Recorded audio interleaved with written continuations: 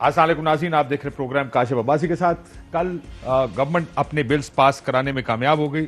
तो सवाल नंबर 1, क्या ईवीएम्स अगले इलेक्शंस में इस्तेमाल होंगी? 2, क्या ऑपोजिशन उसके नताइज मानेगी? तीसरा, जो बैन अवी या इंटरनेशनल वोटर्स हैं या ओवरसीज पाकिस्तानी वोटर्स हैं, माफी चाहता हूं, उनके बारे में ऑपोजिशन का क्या है?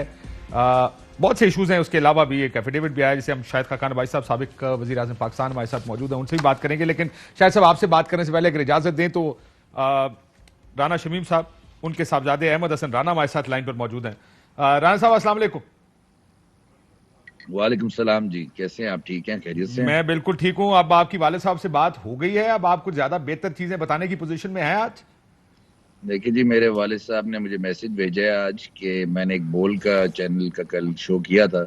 उसके बाद उन्होंने मुझे कह दिया कि जी enough of showdowns now जी, नो मोर फर्दर कमेंट्स। हम अपना जो जवाब बनाएंगे उसमें सारे शवाहिद और हर चीज़ जो लिखनी है हम लिख देंगे, और जो एविडेंस हमने रोकनी है फॉर इंक्वायरी वो हम रोक लेंगे। वो उस स्टेज पे फाइल की जाएगी जब इंक्वायरी कोई शुरू होगी, जुडिशल इंक्वायरी या सुप्रीम जुडिशल काउंसिल में, ये दुरुस्त फरमाया आपने। इंशाल्लाह। लेकिन मसला ये कि सबसे पहला सवाल तो देखें, एक तो कोर्ट ने कहा बादी नजर में जाली लगता है ये एफिडेविट, वो ज़ाहिर है वो तो आप करना पड़ेगा एफिडेविट, या उसके कंटेंट्स क्या किस हद तक ठीक है। लेकिन दो लोगों के दरमियान गुफ्तगू का एविडेंस क्या हो सकता है आपके ख्याल में? देखें जी, ये तो पीएमएल नून वाले बता सकते हैं क्योंकि वो कह रहे हैं कि उनके पास कोई एविडेंस है। अब मुझे नहीं पता कि क्या एविडेंस है, लेकिन मेरे वालिद साहब ने तो बड़ा स्ट्रांगली बोला था कि जी ये हुआ है, मैं उसका विटनेस हूँ, और अगर मुझे एविडेंस देनी पड़ी तो एज मैं विटनेस भी बनूंगा। सर्कमस्टेंशियल एविडेंस तो मैं दे सकता हूँ ना, तो फिर मैं काउंसिल नहीं रहूंगा, फिर मैं एज ए विटनेस कोर्ट में अपीयर होऊंगा अगर जरूरत पड़ी तो इंक्वायरी क्या स्टेज। एविडेंस हो सकता है आपके ख्याल में? ऑडियो वीडियो टेप है को नून गुफ्तगू दो लोगों के दरमियान, नून के पास एविडेंस कैसे होगा? आपके साथ एक्स प्राइम मिनिस्टर पाकिस्तान बैठे हैं, honourable ex prime minister Pakistan बैठे हैं, उनसे पूछ ले। वो उनके पार्टी के मेंबर है, उनके पास कोई वीडियो ऑडियो है, कोई ऐसी है, उनसे पूछें। मेरे आपकी को पास तो खबर कुछ है इस नहीं तरह है। की ऑडियो वीडियो की? नहीं, मेरे पास नहीं है ना, मुझे आपने ही बताया था या किसी चैनल पे किसी ने बताया था कि पीएमएल नून वालों ने कहा अभी तो हमने ऑडियो और वीडियो लीक्स भी करनी है, उसमें बहुत एविडेंस है।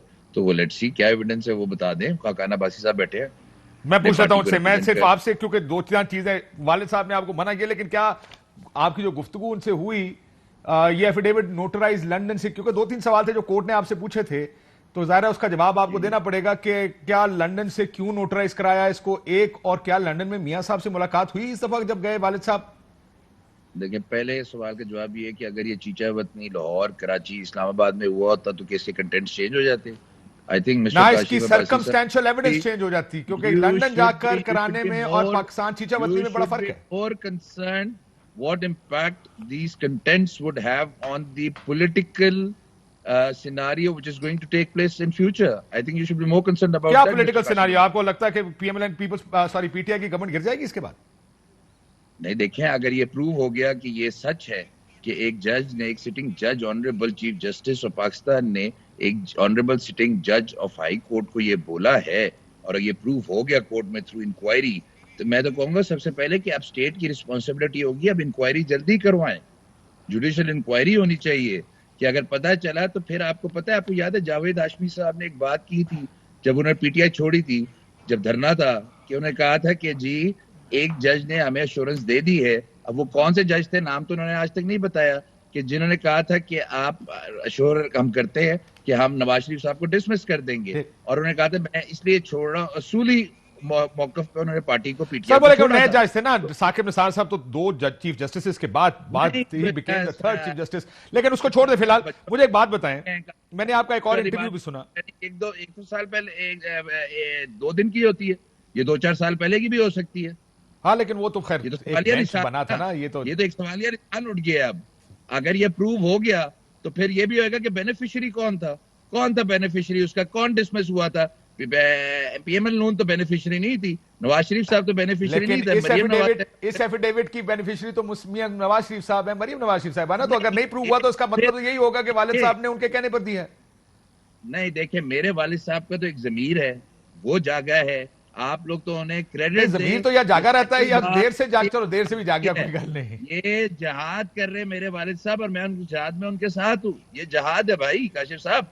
आपने कभी सुना था कि किसी ने ऐसी बात की? आज तक 8-8 साल गुजर जाते हैं, वो तो अलाइव हैं, जिंदा हैं।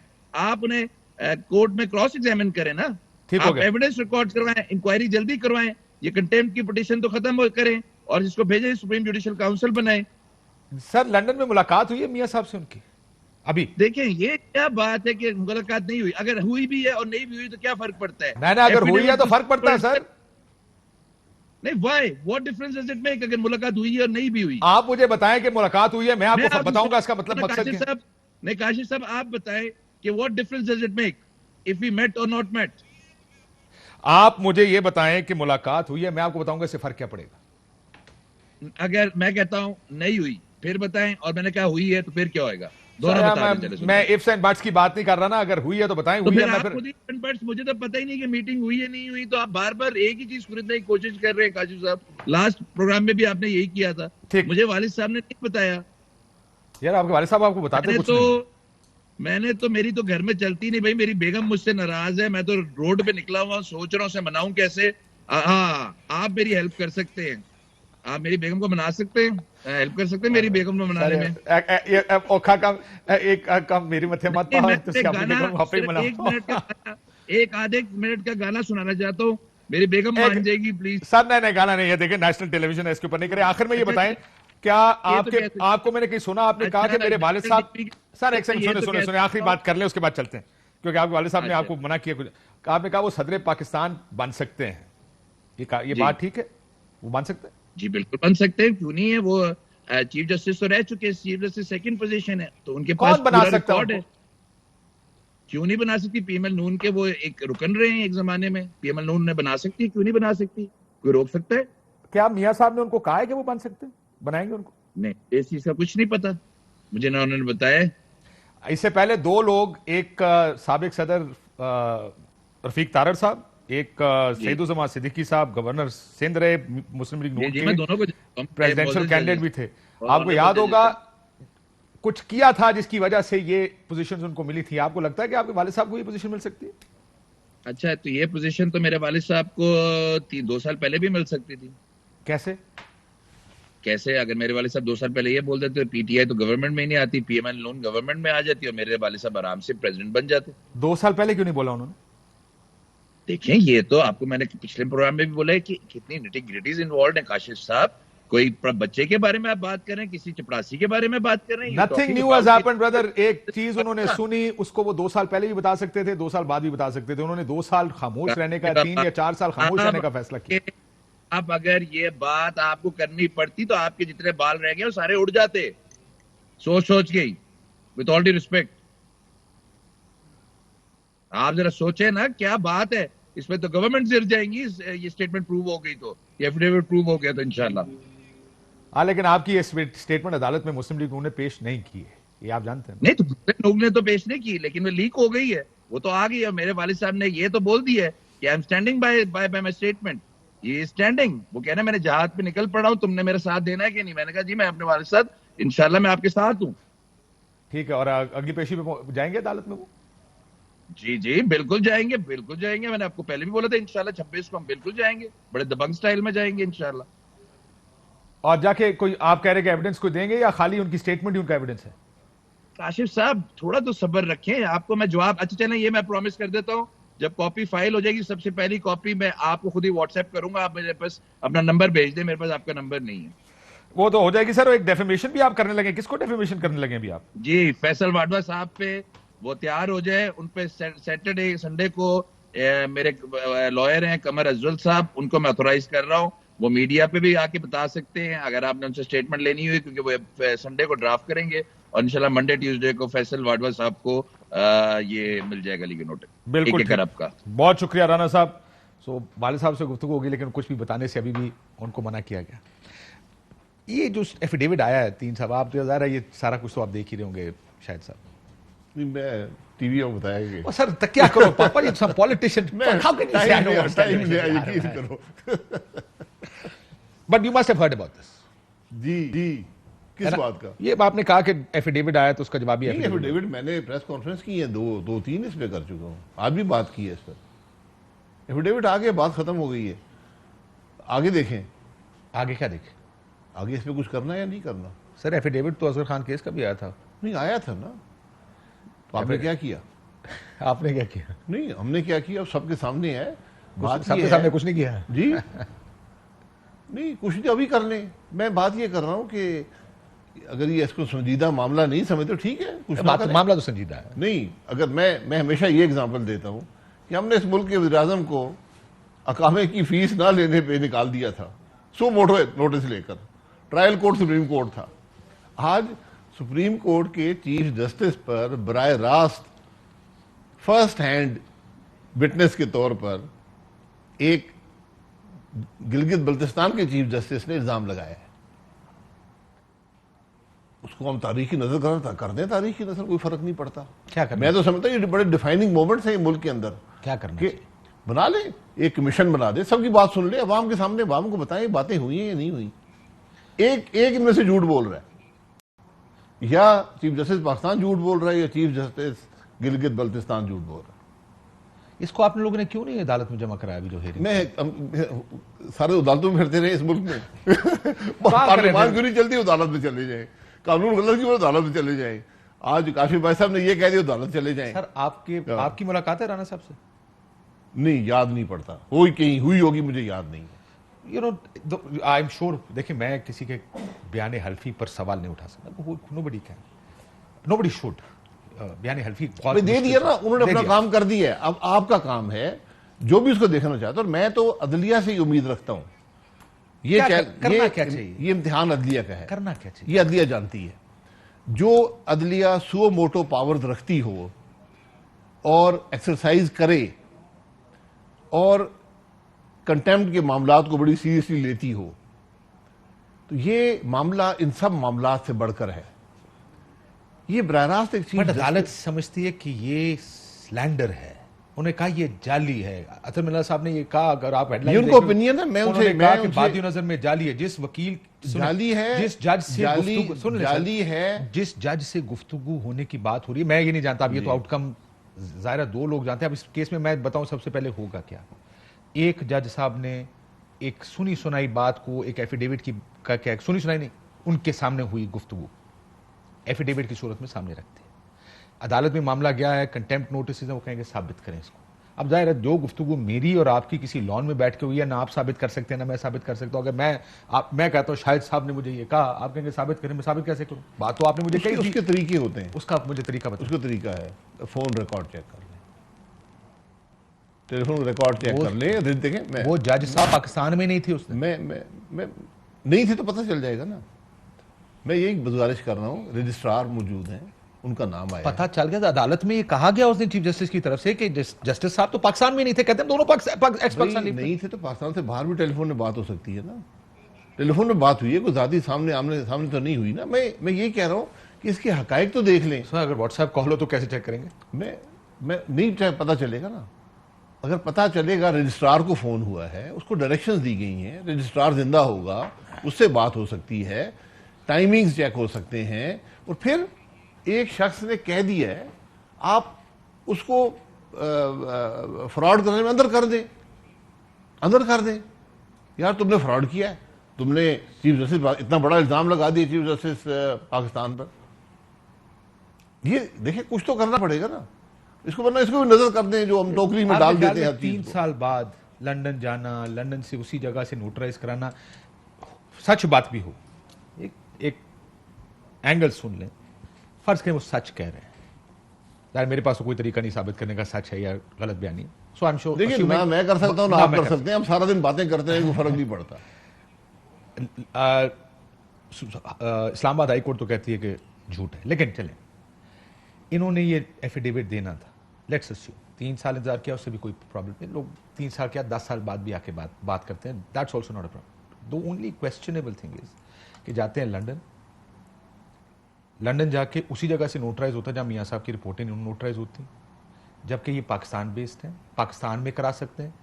इनके साहबजादे ने पिछले इंटरव्यू में कहा कि लंदन में मुलाकात भी होती है मियाँ साहब से, पिछली मुलाकात तो हुई, इस दफ़ा तो कह रहे हैं जी मुझे नहीं पता हाँ या ना, मैं क्या सो अगर मियाँ साहब, मैं अब आपसे पूछ रहा हूँ, साबिक वज़ीर आज़म एक साहब लंदन जाएं, फर्ज करें साबित हो जाए कल कि उनकी मियाँ साहब से मुलाकात भी है, एक लिख के दें बयान हल्फी के मेरी मियाँ नवाज शरीफ से कोई, या मियाँ साहब लिख के दे दें मेरी इससे कोई मुलाकात नहीं हुई।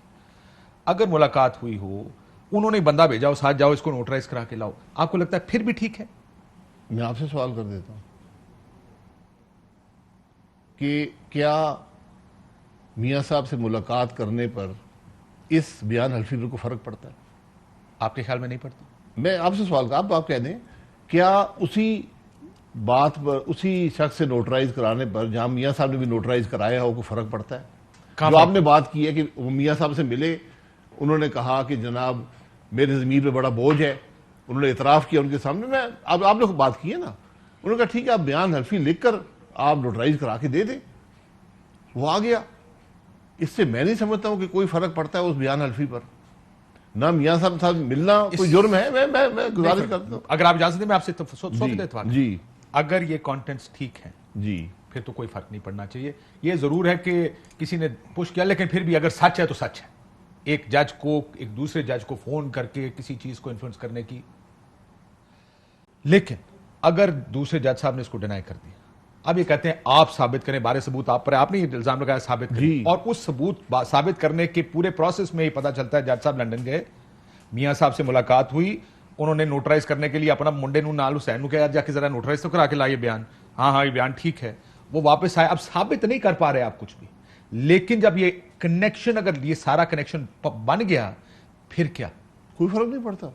कोई फर्क नहीं पड़ता। सो एक जज, एक सिटिंग जज के ऊपर इल्जाम लगा दे, अगर चल गया तो चल गया, नहीं चला तो कोई ना। अगर मैं आपने सिटिंग जज में इल्जाम लगाया, मैं आपने जो बात की उसको आगे बढ़ा देता हूं ना, मैं आपका डिस्प्यूट नहीं करता।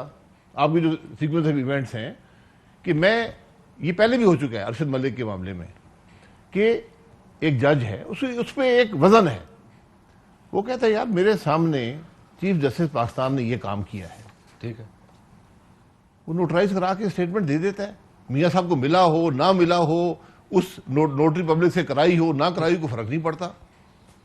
उसने एक बात हल्फिया बयान कसम उठाकर दे दी। लेकिन अगर मैं इसीलिए कह रहा हूं कि इसमें दो सूरतें, अगर तो सच साबित हो जाए फिर तो ये चीज थोड़ी सी बहुत ज्यादा इमटेरियल हो जाती है, मुलाकात हुई नहीं हुई, एक जगह से नोटराइज हुआ या नहीं हुआ। लेकिन अगर ये साबित नहीं होता तो फिर ये सारी चीजें रेलेवेंट हो जाती हैं कि क्या अदालतों को स्कैंडलाइज करने की एक पूरी कोशिश लंदन में एवनफील्ड अपार्टमेंट में बैठ के हुई या नहीं हुई? स्कैंडलाइज की है यार, ये स्कैंडलाइज नहीं है सर, ये स्कैंडलाइज नहीं है, ये स्कैंडलाइज नहीं है। एक शख्स ने हल्फिया बयान दिया है, वो चीफ जस्टिस रहा है। मेरी बात, एक गिलगित मेरे सामने एक और हल्फिया बयान है, this is also an affidavit. ये एफिडेविट है अरशद मलिक साहब का जी। उस एफिडेविट में ये कह रहे हैं कि मुझे रिश्वत की ऑफर की आप लोगों ने। उसमें ये कहते हैं कि नासिर जंजुआ मुझे लेकर गए, उन्हें कहा कि मियां नवाज शरीफ के हक में फैसला देना है। 500 मिलियन की ऑफर की गई, 100 मिलियन यूरोस का और 20 मिलियन जो इक्विवेलेंट है, उन्होंने कहा गाड़ी में पड़ा है। मेरे लिए अपना फ्यूचर सिक्योर करने का एक सुनहरी मौका था, मैंने इनकार किया। नासिर जंजुआ ने मुझे मुल्तान वीडियो दिखाई, जो कि वो डॉजी वीडियो जिसके बारे में बड़ा जिक्र होता था कि ये वीडियो उनको दिखाई। उन्होंने कहा मुझे ये वीडियो दिखाने के बाद उन्होंने मुझे प्रेशराइज किया, ब्लैकमेल किया कि नवाज शरीफ के हक में बयान दो। उन्होंने ये भी कहा कि मुझे धमकी दी गई। फिर मैं जब उम्रा करने मदीना गया तो मदीना में मुझे हुसैन नवाज से मिलाया गया, उसने मुझे धमकी दी, थ्रेटनिंग टोन में आवाज की, 500 मिलियन का कहा, कैनेडियन नेशनैलिटी का कहा। मुझे बताएं, ये भी एक हल्फिया बयान है जो आपके खिलाफ। कार्रवाई करे ना, आप इसको अपने हक में इस्तेमाल करते हैं। कार्रवाई मैं क्यों हक में कोई बात नहीं इस्तेमाल करना चाहता। आपने कहा बयान हल्फी आ गया, बयान हल्फी दे दिया, इसका जवाबी बयान हल्फी आना चाहिए मियां साहब और हुसैन की तरफ से कि हमारी मुलाकात ही नहीं हुई। पूछ लेना। किससे? आप ही से पूछो। आप नहीं, मुझसे ना पूछे, जिनके नाम आए उनसे पूछ ले। जज अरशद मलिक को इन्वेस्टिगेट किया लाहौर हाई कोर्ट ने और नौकरी से निकाल दिया। अगर ये बयान हल्फी था तो जज अरशद मलिक बयान हल्फी देता हाई कोर्ट को, हाई कोर्ट समन कर लेता मियां नवाज शरीफ साहब को, हुसैन नवाज साहब को, जो भी दीगर नाम इसमें लिखे हुए हैं बुला ले। ये होना चाहिए, मैं तो इसके हक में हूं। आपने लेकिन यहाँ पे फिर चीफ जस्टिस, लेकिन आप तो कहते हैं कि साकिब निसार साहब को जवाबी बयान हल्फी देना चाहिए। अब इसके जितने कंटेंट है इसके जवाब में जवाबी बयान हल्फी बिल्कुल मांग ले, जवाबी बयान हल्फी आप ही कहते हैं ना। नहीं, मैं तो, मेरा नाम हो तो मैं बयान दे देता हूँ। आपका नाम तो अगर आप मुझसे बयान हल्फी चाहते हैं मैं दे देता हूँ, लेकिन मेरा नाम नहीं है। जिनके नाम है मांग लेना। ये बयान हल्फी किसको दिया? हाई कोर्ट को दिया गया ना। किसको दिया? जी जी। तो हाई कोर्ट ने ये बयान हल्फी देखने के बाद अरशद मलिक को नौकरी से निकाला है। और वो एक जज नहीं थे। क्योंकि उन्होंने अपने जो जज का स्टैंडर्ड्स हैं, जो उन्हें करना चाहिए था, इसको रिपोर्ट करना चाहिए था वगैरह, उन्होंने नहीं किया। मेरे भाई ये बड़ी सीरियस बात है कि अगर Politician से एक मुलाकातें की। केस में इंटरफियर किया जा रहा है ठीक। किसी शख्स की तरफ से और मुल्जिम की तरफ से, तो बड़ा सीरियस बात है, इनको इन्वेस्टिगेट करना चाहिए। सब इन्वेस्टिगेट होना चाहिए, बात आपकी ठीक है, मैं इस बात के हक में, लेकिन मसला यह है कि इस मुल्क की एक हिस्ट्री रही है ना, इस मुल्क की तारीख रही है कि जजेस को इस्तेमाल किया गया है, कभी बेंचेस के खिलाफ, कभी कोर्ट के अंदर, सुप्रीम कोर्ट के अंदर स्प्लिट लाने के लिए, और उनको रिवॉर्ड भी किया गया। ये तारीख है ना इसकी। मैं इसीलिए कह रहा हूँ ट्रूथ कमीशन बना दे, हकायक सामने आ जाएंगे। आप सच बोलेंगे? मैं बिल्कुल बोलूंगा। चलें बोलने मैं आवाम के सामने बोलने को तारड़ साहब क्या ब्रीफ केस लेके क्वेटा गए थे? नहीं गए थे। वैसे ही उनको सुप्रीम कोर्ट का, उनको सदर पाकिस्तान बना दिया था। तारड़ साहब एक काबिल आदमी थे, एक जज थे, एक ऑनेस्ट आदमी थे, इंटेग्रिटी वाले आदमी थे। आज भी उनके बारे में किसी से पूछ लें। सैयदुल्लाह सिद्दीकी साहब ने भी आपका कोई काम आपके सैयदुल्लाह सिद्दीकी साहब मेरी वाकफियत नहीं थी। चीफ जस्टिस रहे हैं। नहीं चीज मैं किसी चीफ जस्टिस को मेरी जिंदगी में, क्यों गवर्नर सिंध मेरी जिंदगी में एक चीफ जस्टिस से मुलाकात हुई, उनका नाम साकिब निसार। नहीं, मैं रहने जो भी था। क्यों? ये तो पब्लिक मुलाकात थी, आपने मुझसे छुप के की थी। और नहीं, पब्लिक मुलाकात थी और मैं रिपोर्ट हुई थी, प्रेस रिलीज आई थी। जी, मैं उस मुलाकात को रिग्रेट करता हूँ। क्यों? क्या? मैं वजूहात बयान कर दूंगा किसी दिन। आज मैं सारों को 3 साल चाहिए वजूहात बयान करने के लिए। मैं जिस शख्स को मिला, मैं उसको चीफ जस्टिस के काबिल नहीं समझता। क्या ऐसा हुआ उसमें? बस उसको रहने दें। क्यों रहने दें? जो मैं कंडक्ट की बात है, जो आपके सामने कंडक्ट आया है, ना रहने दूंगा, जो आपके सामने कंडक्ट आया है, ये उस वक्त भी महसूस हुआ आपको? ये मैं बिल्कुल आपको इस बात पर यकीन कर सकता हूं कि ये चीज हुई है। मेरे पास कोई एविडेंस नहीं है इस मुलाकात, इस जो ये राना शमीम साहब ने। लेकिन आपकी अपनी मुलाकात में ऐसा क्या हुआ जो आप रिग्रेट कर रहे हैं? मेरी एक परसेप्शन है, मेरी एक इंप्रेशन है। उन्होंने कोई आपको इस तरह की डॉजी बात की? मैं उस बात को रहने दें। मैं देखें, एक शख्स है, वो जवाब नहीं दे सकते, यहाँ पर मौजूद नहीं, यहाँ बैठे हो, मैं सामने बात। उन्होंने दिया भी इसका जवाब एफिडेविट का? बहरहाल वो बात रहने दीजिए। बहरहाल मैं मुतासिर नहीं था, मैं ये कह दूंगा, मैं कोई ज्यादा मुतासिर नहीं था। कोई ऐसी वैसी बात हुई कंडक्ट से? मैं रहने दें उस इशू को जी। मैं ये देखें, मैं इन चीजों में नहीं पढ़ना चाहता। उन्होंने कोई सियासी बात, ये तारीख की बातें हैं, सब रहने दें। कुछ फेवर मांगा, कोई सियासी बात की? मेरा एक इंप्रेशन होता है कि जो आदमी चीफ जस्टिस हो, उसका कंडक्ट क्या होता है, उसकी बात क्या होती है, उसकी सोच क्या होती है। सियासी बात नहीं करनी। मैं उससे मुतासिर नहीं था इस बात से। मैं ब्रेक देके आपको सोचने का टाइम दे रहा हूं। नहीं, मैं सोचने की जरूरत नहीं है। मैंने आपको जो बयान करना था बयान कर दिया है। बाकी कोई किताब कभी लिखी तो उसमें आ जाएगा। किसी का 8 साल बाद ज़मीर जागेगा, किसी का 3 साल बाद जागेगा, किसी का 20 साल बाद जागेगा। मौका मिलता है तारीख क्लियर कर दे। मेरे ज़मीर पे कोई बोझ नहीं है। आपने पूछा है कि चीफ जस्टिस के बारे में, मैं बयान कर दिया कि जिंदगी में एक से ही मिला हूं, तो बहुत था मेरे ख्याल में। क्या सवाए कोर्ट मैटर्स के उन्होंने कोई गुफ्तगू आपसे? उसको रहने, कोर्ट मैटर्स में कोई डिस्कस नहीं हुए। सियासी बात हुई? रहने जो भी है बातें। पहले ये पता कर ले कि मुलाकात किसके कहने पे थी।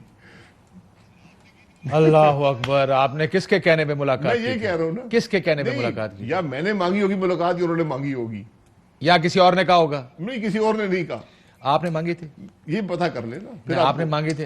अपना जवाब तो दे सकते हैं। मैं नहीं देना चाहता। देखें, जो अपना जवाब तो देते हैं। मौजूद ना हो, मैं उसमें नहीं पढ़ना चाहता। सर, आप अभी यहाँ बैठ के इमरान खान की बहुत बैंड बजाएंगे, वो यहाँ मौजूद नहीं। मैंने कभी नहीं कहा। आप यहाँ बैठ के हुकूमत की बैंड बजाएंगे, वो यहाँ हुकूमत का कोई डिफेंड करने के लिए मौजूद नहीं। इमरान खान एक पब्लिक फिगर है आज, वो चीफ जस्टिस हैं। अदलिया के बारे में मैं बात करना नहीं चाहता, लेकिन जब अदलिया खुद इन कामों में पड़ेगी, अपने आप को एक्सपोज करेगी, तो बातें होती हैं।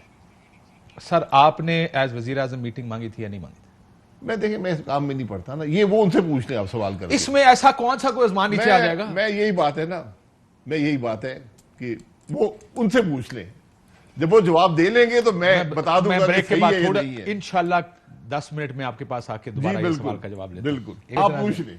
एक ब्रेक लेते हैं, ब्रेक बाद वापस आते हैं। वेलकम बैक नाज़रीन। शाहिद खाकान भाई साहब मौजूद हैं, उनको थोड़ा सा वक्त भी हमने इसलिए कूल ऑफ पीरियड दिया था कि ही शुड थिंक कि कुछ बताना चाहते हैं कि नहीं बताना चाहते कि किसके कहने पे मुलाकात हुई। अभी भी नहीं, ये उनसे पूछ लेना। सर, किसी के कहने पे नहीं हुई मुलाकात। ये मैं मांग सकता हूं बतौर वज़ीर आज़म, या वो बतौर चीफ जस्टिस मांग सकते हैं, इसमें कोई हर्ज नहीं है। जिस तरह आप बात करें इससे तो लगता है उन्होंने ही मांगी थी। मैं उनसे पूछ लें। ठीक हो सर। अब चलिए थोड़ा सियासत पे आ जाए। कल को बहुत सारे बिल मंजूर हुए। अगर ईवीएम पे इलेक्शन होंगे आपके ख्याल में? मेरा नहीं ख्याल कभी पाकिस्तान में ईवीएम पे इलेक्शन हो सकते हैं। अगर करवा दिए इन्होंने तो क्या करेंगे? हो नहीं सकते। हुकूमत नहीं करवाती इलेक्शन, ना हुकूमत इस किस्म की गाइडेंस दे सकती है। आइन को पढ़ने की जरूरत है। आइन कहता है कि free, fair, just, honest election करवाना इलेक्शन कमीशन की जिम्मेदारी है। इलेक्शन कमीशन ये कह दे कि जनाब ये ईवीएम जो है ये एक फरसूदा निज़ाम है, दुनिया में फेल हो गया है। नहीं फेल हुआ सर जी, सिर्फ 6 ममालिक में रह गया है। 6 में मुकम्मल। देखिए मैं देखें, ये स्टैंड अलोन मशीन्स ये 60s 70s की टेक्नोलॉजी है। 9 में मुकम्मल है सर उनके नाम पढ़ देना।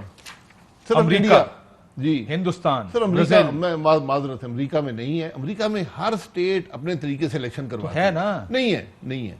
90% से ज्यादा मुल्क में ईवीएम इस्तेमाल होता नहीं, आप ये गलत बात है। 50% से ज्यादा। मैं कह रहा हूँ सिर्फ 6 ममालिक हैं, सबसे बड़ा मैं इंडिया तो है। और इंडिया के रिजल्ट आज देख लें, एक एक हफ्ता 10-10 दिन लगते हैं रिजल्ट आने में। या बिकॉज वो सारे और इंडिया में आपकी election- तरह वो प्रोजेक्टेड नहीं देते ना इंडिया सर, में- क्योंकि वो इतना बड़ा मुल्क है सर, ये याद रखिएगा, वो इतना बड़ा मुल्क है कि वो फेजेस में इलेक्शन कराते हैं कि आज का इलेक्शन यहां पर होगा। जो आपको याद होगा एक दफा हुआ था कि कौमी असेंबली एक दिन, सूबाई असेंबली 1 या 2 दिन के बाद, ये होता था ना पहले तो 90s में हमारा निजाम। और उसका नुकसान ही होता था कि कौमी इलेक्शन वो सूबाई इलेक्शन को मुतासिर करता था, जी। क्योंकि इनके इलेक्शंस भी फेजेस में होते हैं। तो कहते हैं नतीजा हम देंगे आखिरी फेज के बाद, जब सारा हो जाएगा। तो इसका वोटिंग मशीन से कोई लेना देना नहीं। मैं ये कह रहा हूं उनके निजाम को देख लेना, ये पुराना निजाम है। ये जब स्टैंड अलोन मशीन होती थी, ये सिस्टम खत्म हो गया है। अब आप इंटरनेट वोटिंग पे जा सकते हैं। पाकिस्तान जो है दुनिया का बेहतरीन निजाम बना सकता है वोटिंग का, हमसे बेहतर किसी के पास नहीं होगा। लेकिन उसमें एक छोटी सी शर्त है कि इलेक्शन चोरी ना हो। उसके लिए सर, उसके लिए वोटिंग मशीन आपको थोड़ी- जी नहीं, वोटिंग मशीन वो इसीलिए ना, जहां इलेक्शन चोरी होते हो ना, वहां अगर आप निजाम को डिस्टर्ब करेंगे ना, मजीद शकूक व शुबहात पैदा होते हैं। ये मसला है सर, इलेक्शन को इतना लाइट ना लें। इसलिए इलेक्शन का प्रोसेस, हमारा मुल्क इलेक्शन पे टूटा था और हम दुनिया का वाहिद मुल्क हैं जहां अक्सरियत मुल्क की हुकूमत नहीं छोड़ बना के सकी चली गई थी। और हुकूमत नहीं बना सकी। बाहर के वोटर्स पाकिस्तानी जो ओवरसीज हैं उनके ऊपर तो कोई एतराज नहीं ना आपको? नहीं, उनके पास वोटिंग का राइट है। आप 2 किस्म के निजाम कैसे बनाएंगे? वो इंटरनेट पे कैसे वोटिंग करेंगे? आप 2 निजाम बनाएगा। अगर इंटरनेट का वोटिंग आप कर रहे हैं तो फिर मुझे भी राइट दें कि मेरे कराची में जो लोग हैं वहां कराची से वोट कर लें, जो पेशावर में पेशावर से मुझे वोट दे लें। फिर लाइन इंटरनेट का निजाम। सर, दुनिया में आप जानते हैं कितने मुल्कों में ओवरसीज को वोटिंग का राइट है? कितने मुल्क ये काम करते हैं? उस निजाम को भी चेक कर लें। इसी तरह सर। नहीं, मैं बात यार किधर है वो? उस निजाम को चेक कर लें ना। मैं अमेरिका का यहाँ वोटिंग में देखी है ना, एम्बेसी जाके वोट डालना पड़ता है। हाँ? जी इंटरनेट पे भी बहुत से जी। ममालिक में तो आप, मैं यही पूछ रहा हूँ, इंटरनेट पे नहीं ये वोटिंग। जो मियां साहब और मरियम नवाज शरीफ साहबा कहते होते 2012 में, आप 2 किस्म के निजाम वोटिंग के नहीं कर सकते। मैं माजरत चाहता सर यहाँ पे हूं। भी बैलेट, पोस्टल बैलेट होता है। जी, पोस्टल बैलेट और चीज है। पोस्टल बैलेट आज भी है, वो भी मजबूरी के तहत है। मैं नौकरी कर रहा हूँ, दूर हूँ, पोस्टल बैलेट है। वो फ्रैक्शन ऑफ अ % होता है। So this is also not total, थोड़ी है इसमें। जी, ये आप 1 करोड़ लोगों की बात कर रहे हैं। 125 ममालिक अलाउ करते हैं सर ओवरसीज वोटर्स। सर उसकी मोडेलिटीज देख लें ना, उसका तरीकाकार क्या है। और वहां पे वोट चोरी नहीं होता। यहां पे 1 करोड़ वोटर जो है वो बाहर हो सकता है। सर अगर आप इजाजत दें, उसमें बहुत से तरीके हैं। उन्होंने प्रॉक्सी वोट्स का, ई वोटिंग है, इंटरनेट वोटिंग का अलाउ किया हुआ उन्होंने, एम्बेसी जाके वोटिंग। तो ये बहुत सारे ममालिक में, including India and south Korea हमारे जी, मैं यहाँ पर। यही कह रहा हूँ ना कि इस मामले को डिबेट करके, स्टडी करके, परफेक्ट करके पास किया जाता है। इलेक्टोरल लॉज कभी एक हुकूमत नहीं बना सकती, कल एक आएगी बदल देगी, फिर आप क्या करेंगे? कंसेंसस से होते हैं। हमने इस इलेक्शन में तो उन्होंने कर दिया, अगर वो अलाउ कर दें कि ये इलेक्शन नहीं होंगे, आप देख लें। इलेक्शन ही नहीं होंगे या इस तरह नहीं होंगे? ये इलेक्शन इस निजाम पे नहीं हो सकती। आपका ख्याल इलेक्शन कमीशन इनकार कर देगा? जी, इलेक्शन कमीशन कर नहीं सकता, फिजिकली कर तो सकता है। नहीं कर सकता, माजरत से नहीं कर सकता। मतलब वो ना करे, आप कर लें ना, आप कर लें। मैं सिर्फ इतना आप तमाशा देख लें यार। सर जी, मैं मैं या तो आपको, मैं गुजारिश ही करूंगा कि मुल्क में तमाशे मत लगाएं। चले मैंने आपकी ईवीएम मान ली। आपका मुल्क इलेक्शन पे टूटा था। इलेक्शन बड़ा सीरियस मामला है, इसको खेल मत समझिए। हमने खेल समझ लिया है। आज आपके मसाइल का तमाम जड़ इलेक्शन की चोरी की वजह से। मैं सिर्फ आपसे ये पूछ रहा हूँ कि ईवीएम के ऊपर तो सर मुझे समझ में आती है, जो उन्होंने 30 उसमें से 5-7 ठीक है, उससे वो कहें हमारे पास कैपेसिटी नहीं है, टेस्टिंग नहीं है, इतना स्टाफ नहीं है, मशीनों को टेस्ट करने का कोई तरीका नहीं है। वो कहें यार ईवीएम इस साल हम फेजिंग करेंगे, थोड़े छोटे इलेक्शन कराते हैं, बड़े इलेक्शन बाद में देखेंगे, मुमकिन। लेकिन दूसरी तरफ कहते हैं ओवरसीज को वोट का हक दें, और उसके लिए ओवरसीज को तरीकाकार वोट का हक है। नहीं, लेकिन आप एम्बेसी जाकर इंटरनेट वोटिंग के जरिए, जैसे आप खुद कह रहे हैं कि पाकिस्तान में इंटरनेट वोटिंग हो सकती है। इंटरनेट वोटिंग अगर आपने करनी है तो वो सिस्टम बनाएं, वो मुझे भी दें। मेरा हक आप क्यों ले रहे हैं? मैं कराची में हूं, मैं मरी आऊंगा 40,000 रुपया खर्च करके एक वोट डालने के लिए, मुझे भी हक दे फिर कराची में कि मैं भी वोट डाल सकूं। लेकिन ये जो बाहर के मुल्कों का, मैंने आपको बताया कि बहुत से ममालिक में एक जो स्टडी ये कहती है कि 125 स्टेट्स और territories allow people living abroad to participate in legislative elections, 88 allow participation in presidential elections, 24 participation beyond their borders, 73 countries territories allow citizen overseas to participate in referendums. ये सारा किसी ना किसी तरीका हम भी अलाउ कर रहे हैं, हम भी अलाउ करते हैं। यहाँ आए, आके वोट डालें, आपको वोट डालने नहीं, का हक है। फिजिकली आप कहते हैं वो तो खैर फिजिकल आके वोट डालना ना। नहीं, जो फिजिकल वोट राइट तो है ना। देखिए इसमें और भी क्वेश्चन ना वो फिजिकल नहीं कहते, वो कहते हैं आप बाहर से भी वोट के अंदर पार्टिसिपेट कर सकते इसमें हैं। और भी क्वेश्चन हैं। आपकी पॉपुलेशन की आधी जो ओवरसीज पॉपुलेशन है, जो हकीकी मानों में पाकिस्तानी शहरी हैं, किसी और मुल्क के शहरी नहीं हैं और ओवरसीज हैं, वो उन स्टेट्स में है जहां इलेक्शन नहीं होते। ठीक है, जिसमें सऊदी अरब है, जिसमें यूएई है, जिसमें कतर है, जिसमें कुवैत है और ओमान है। ये वो लोग हैं जो किसी डुअल नेशनल नहीं है। फिर आपके लोग हैं यूरोप में, यूके में और यूएसए में, कनाडा में। अब ये लोग वो हैं जो जनरली डुअल नेशनल्स हैं। अब वहां पे डुअल नेशनल का हर एक का अपना ओथ फर्क है। मसलन यूएसए में ओथ है, अगर आप वो पढ़े तो वो आपको पाबंद करता है कि आप किसी दूसरे मुल्क के वफादार नहीं हो सकते। ठीक। क्या वोट का हक देना है वहां आपने? ये बहस करनी चाहिए थी ना। नहीं, मैं बहस हुई नहीं, मैं यही तो कह रहा हूं ना। तो बहस करते नहीं ना कोई। जी, बहस पार्लिमानी कमेटी। लेकिन मियां साहब जो मरियम बीबी जो 2012 में ट्वीट्स कर रहे थे, आप सारे PMLN chief Nawaz Sharif advocates voting rights for overseas Pakistan, जी बिल्कुल, saying these are the people who have served Pakistan with their blood and sweat. जी मैं आज भी कहता हूं, आपने अगर जी सर, अगर आपने हकीकी मानों में रिप्रेजेंटेशन देनी है ना ओवरसीज पाकिस्तानीज को, उनको अपनी सीटें दे दें। उनको 5 आप यहाँ सीटों की बात थोड़ी कर रहे हैं, आप राइट फॉर वोट की बात कर रहे हैं। राइट ऑफ वोट है ना, तो वो अपनी सीटें मिल जाएंगी, अपने नुमाइंदे बनाएंगे जो उनके हकूक की बात करेंगे। यहाँ जो आदमी 50 साल से मैनचेस्टर में रह रहा है, वो मेरे हल्के में, उसको क्या वोट डाल के क्या उसको फायदा मिलेगा या मुझे क्या फायदा मिलेगा? ठीक, ये तो क्या आप कह रहे हैं कि representation? उनकी सीटें हो ताकि सिर्फ वो ओवरसीज को रिप्रेजेंट करें। मैं कह रहा हूं ये भी एक तरीका है। ठीक, ये भी एक तरीका है, लेकिन इसके बड़े और से सवालात हैं जो आपको करने पड़ेंगे। सर एक चीज बार बार पीपल्स पार्टी अब पॉइंट आउट कर रही है, आपने बाप पार्टी से वोट लेने पर शोकॉज दिया था पीपल्स पार्टी को, आपको याद है? नहीं, मैंने इस पर नहीं दिया। बाप के वोट पे ही दिया ना सर, जो नहीं, गिलानी साहब नहीं। लीडर ऑफ द ऑपोजिशन बने। नहीं, फिर इसलिए दिया था, एक फैसला हुआ था पीडीएम का, उस फैसले को तोड़ा गया कौन सा? कि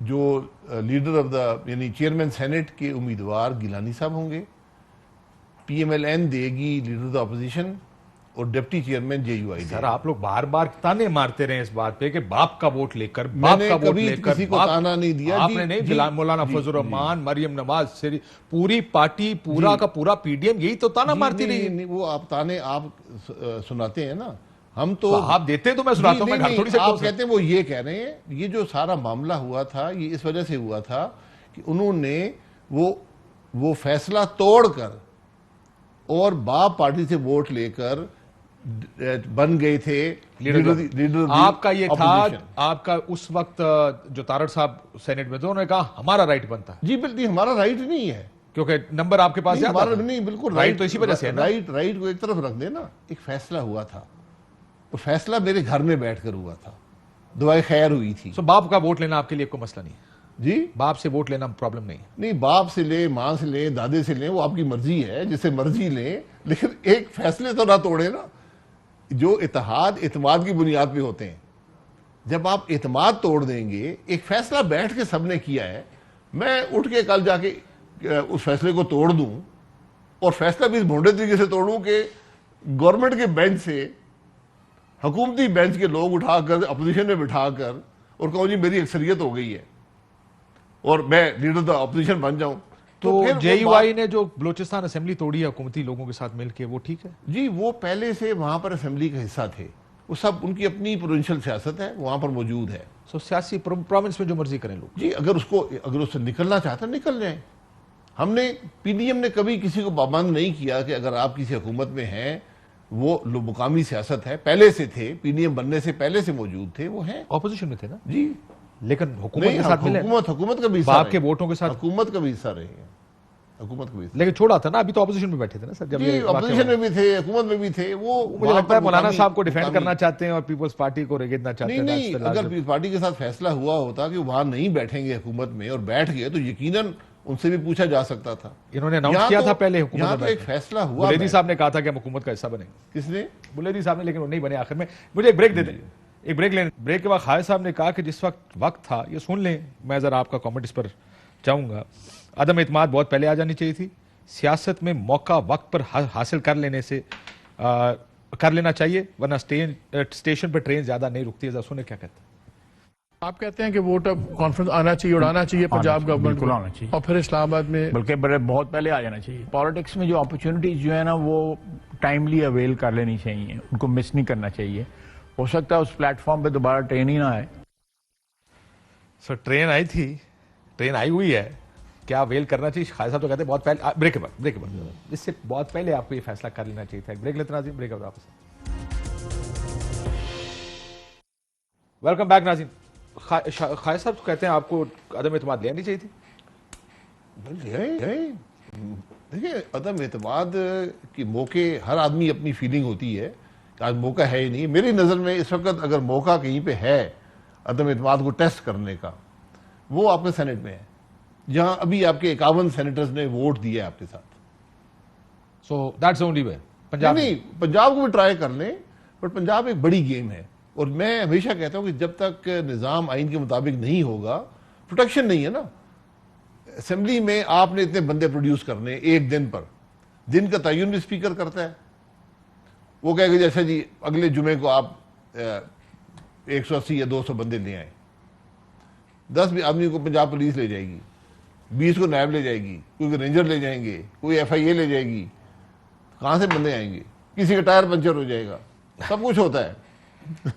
अच्छा, सो आपको लगता है कि इसकी वजह से नहीं, मैं देखिए, जो जहां निजाम आइन के मुताबिक ही ना हो, वहां पर आप आईनी अमल ला सकते हैं। ठीक हो गया। खालिद साहब ने एक और बात की, उन्होंने कहा EVM इमरान खान के जरिए तो लाई जा रही है, लेकिन उसके लिए नहीं लाई जा रही है। ट्वीट किया खालिद साहब ने, इसका मतलब मुझे समझा दें। ये ख्वाजा भी बताएंगे, गहरी बात है। आपको इस बात की गहराई समझ आ रही है? मुझे बहुत सी बातों की समझ आती है और ख्वाजा साहब जो कह रहे हैं वो हकीकत से दूर नहीं है। यानी वो जो कोई और सिलेक्टेड तैयार हो रहा? मैं ये कह रहा हूँ ना, ये अगर हम ये तमाशे करते रहेंगे, इसीलिए मैं EVM की सबसे बड़ी मुखालफत मेरी EVM से ये है कि आप इलेक्शन चोरी कर लेंगे जिस तरह RTS ने किया, और सबूत कोई नहीं होगा। हमने क्या किया, मशीन से तो यही निकले हैं जी। आखिर में सर राणा साहब ने कहा कि बहुत सारे PTI वाले इस वोट में भी जो कल हुआ आपके साथ राब्ते में थे, बात दुरुस्त है? राणा सनाउल्लाह जी बिल्कुल थे। कितने? इत्तेहादियों के अलावा जी जी 22 लोग, इत्तेहादी भी। जिनका मैं वाकिफ हूँ। और फिर क्यों? ये तो हुकूमत गिराने का बड़ा सुनहरी मौका था आपके पास। जी, फिर आप अगला सवाल करें ना। फिर क्यों नहीं हुआ? ये आमिर लियाकत साहब ने जवाब दे दिया है। उन्होंने तो उसका तफसील भी बता दी, वो आपके मुताबिक नहीं है, लेकिन वाकई में आपका ख्याल है कि कोतों ने उनको मेरा वापस? ख्याल नहीं है, मुझे पता है। ठीक, मेरा वक्त कम है, वरना इस पे मजीद बात। बहुत शुक्रिया शाहिद खान भाई साहब। नाज़रीन, गुफ्तगू आपने सुनी, इजाजत दीजिए। अल्लाह हाफ़िज़। अहम तरीन खबरें अब एक क्लिक की दूरी पर। आपके पसंदीदा टॉक शोज हों या अहम मुल्की या गैर मुल्की शख्सियात की न्यूज कॉन्फ्रेंसेस, हर लम्हा बाखबर रहने के लिए सब्सक्राइब करें हमारा YouTube चैनल।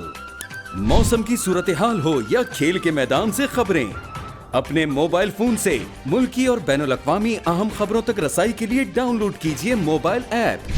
बावसूख ज़राए से मुसद्दिका खबरों, तज्ज़ियों और तबसरों से मुस्तफीद होने के लिए विजिट कीजिए पाकिस्तान की सबसे बड़ी न्यूज वेबसाइट www.arYnews.tv। इन सब के अलावा पाकिस्तान का सबसे बड़ा फेसबुक पेज हो, सबसे बड़ा न्यूज इंस्टाग्राम अकाउंट या फिर ट्विटर, ARY न्यूज पहुंचा रहा है खबरें सबसे पहले आप तक। ताकि आप रहें हर लम्हा बाखबर।